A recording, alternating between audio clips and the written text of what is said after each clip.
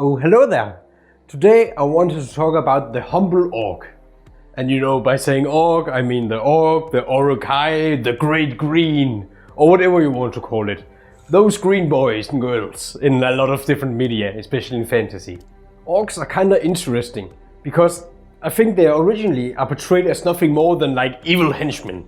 Here I think directly of like Tolkien and Lord of the Rings. And I know, there is more to them also in Lord of the Rings and in that specific lore.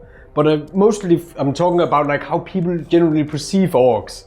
And what you think of when someone talks about like fantasy orcs. But already here in Lord of the Rings, you begin to see like this inkling that there's going on more behind the scenes than just being villainous evil orcs. Since Tolkien himself struggled with calling orcs irredeemably bad.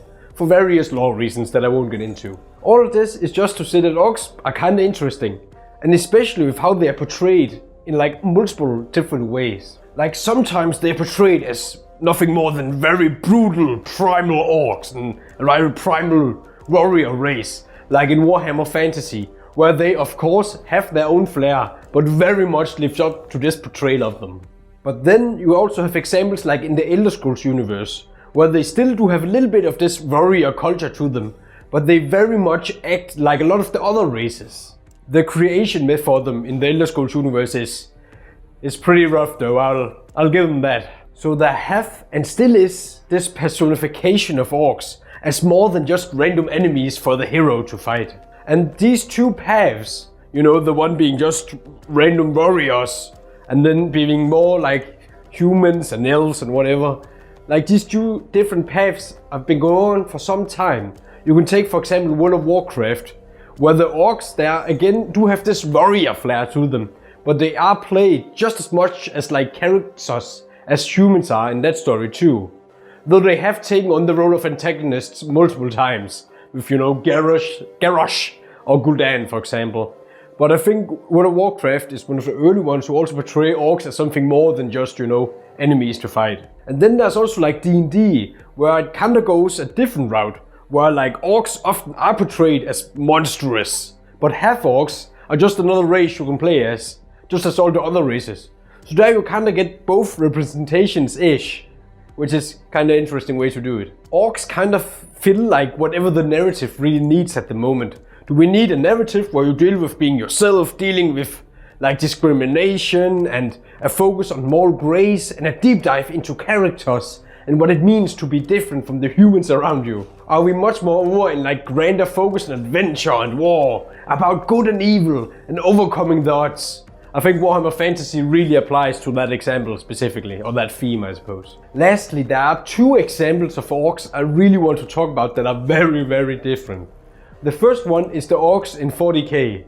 And even though they may not directly deviate from the brutish, warlike stereotype, I think they do it in such a flavorful and fun way. Like they're just so fun. And the whole concept that if they are in a group and believe something enough, then it to some extent at least begins to become real. And the fact that they are so stupid is just amazing. And they are freaking terrifying when you are fighting them. So like this fun part is only fun when you see it from the orcs perspective. For example, like they have a squid called Princess, which is kind of funny, you know. But I don't think it's so funny more when that, you know, face with giant teeth are running against you. So there's this like parallel in it, which is really interesting. So that is just one, you know, way to look at orcs. The other one I wanted to mention, which is in a whole different direction than the 40k one, is Critical Role Season 4. And in Critical Role Season 4, it kind of plays out in a different universe from like the supposed campaigns, not seasons, but whatever. You know, where the orcs have a really interesting portrayal in Avalon, I think the world is called. Spoilers for some of the lore about the world, by the way, if you haven't begun to watch it yet. But basically you have this standard Dark Lord / God of War with, you know, the orcs as his underlings backstory, you know, kind of like Lord of the Rings. But in this universe, the orcs revolted and were the first to craft weapons to kill the guards and like revolt against the warrior guard.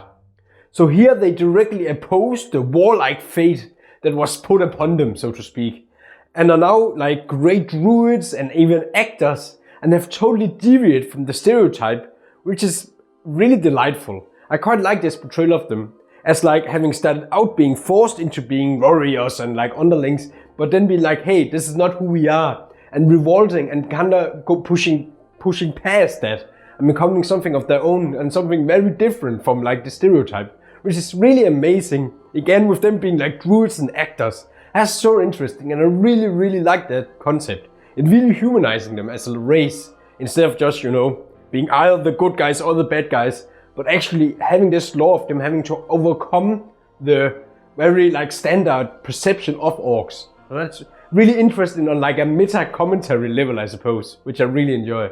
So it's really interesting how orcs can be portrayed in all of these different ways in fantasy and media. But yeah, that's basically what I wanted to talk about, and talk about the races and the nuances of orcs, which is really interesting. So yeah, see you guys the next time. Bye bye! I guess the Elder Scrolls universe is also pretty interesting if we go back to that actually. I'm going off script right now, by the way, so the Danglish is really going to come out. But I really think they're really interesting in the Elder Scrolls universe, because you kind of get both there also. Like at the same time in Skyrim you get to these outposts where it's like orc tribes basically, which very much goes over in the, you know, warrior-like tribes fighting and strength above all. But then you also just have like orcs who are just like, you know, chilling, like just in society, especially in like Oblivion and others, where they come as a race but are just like there, just like humans or elves. And there's not really a nuance to them just being there. They're just there like another race, which is interesting. But again, this is also a place where we have like lizard people and cat folk. So I suppose orcs are not that different compared to some of the other races. So it becomes a little less of a focus point, I suppose. But that's actually pretty interesting. You even have that guy in like Oblivion who's really kind dude. Like, yeah, what is it called? Like gladiator dude. Yeah, that's also pretty interesting. God, there's so much fascinating stuff to talk about. It's good that we arrived the YouTube channel actually. It's pretty interesting. But yeah, bye bye again.